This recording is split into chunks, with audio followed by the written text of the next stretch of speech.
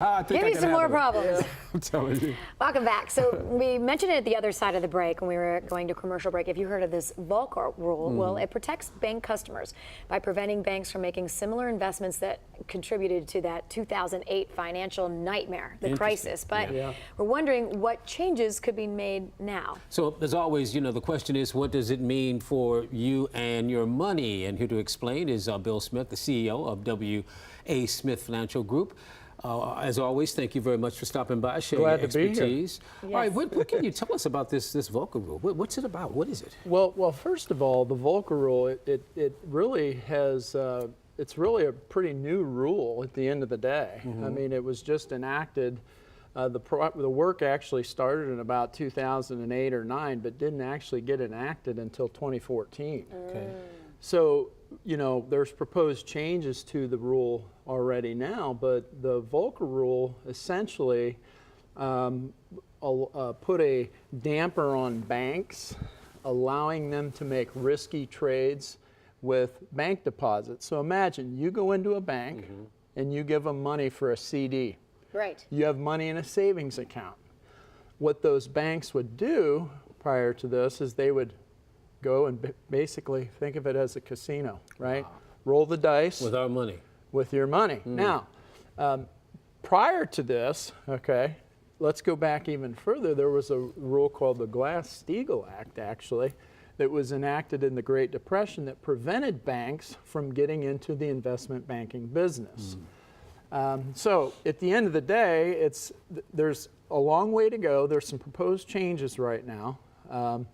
Big banks, you know, the concept of too large to fail, too big to fail, that whole concept that happened back in 2008 as we saw a lot of the banks come under pressure during that financial crisis, primarily because those banks took customer deposits and made bets on bad mortgages, right? Remember that? Collateralized debt obligations and stuff like that. So fast forward, here we are today, and who it hurt, the Volcker rule hurt the small banks. The large banks have teams of attorneys and staff that can jump through the hoops. And there's probably 900 pages to this rule. So I think it's a benefit for some, but it hurts the smaller banks. And so at the end of the day, what the Volcker rule has done is it's limited the bank's ability to be able to make money, number one. And number two, I think it's prevented some lending.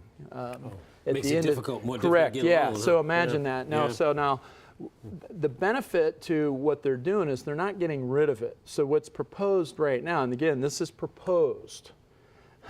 There's a long way to go. Imagine it took them 2 or 3 years to get the Volcker rule passed. So here we are just at a proposal now that says that banks at 10 billion or greater would still be subject to the strict Volcker rules when it comes to trading of customer deposits. However, you go down to the smaller banks, right, of 10 billion or under, and then under 1 billion, there's a couple different categories. Then the rules change, so it allows those banks to expand. So I think that's where we're going to start to see some opportunities and some things potentially good that could come out of it. Interesting. But it's talk right now. There's a lot of things that need to happen before this thing. And nobody, I mean, at the end of the day, the Volcker rule, I mean, 900 pages. I'd say 1 in 100 million people maybe know actually what is in. I never heard of it. Yeah, you know, today. what is in this 900-page rule. It's crazy. So it's good and bad, depends on who you are.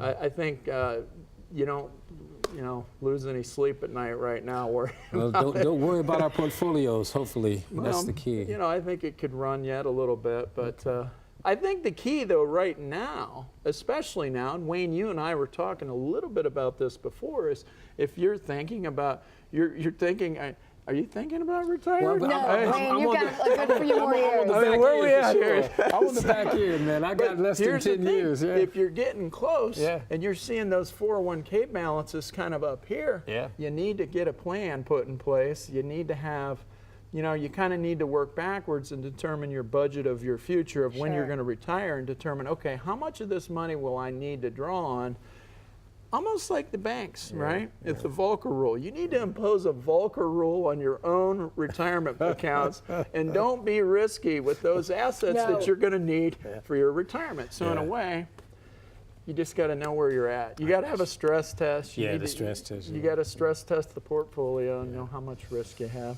Either that or I'll work till I'm 90. Yes. Yes. That would be fine. Will we ever stop working? I don't think so. I don't think I will. I don't want to be honest You with love you. what you do. Absolutely, that's the key. Right. Yeah. Yeah. It's a blessing. Yes. Thank you. Thank Appreciate you, it. Now we Stephanie. know. We are Wayne? so well read on the Volcker rule. Oh, wow.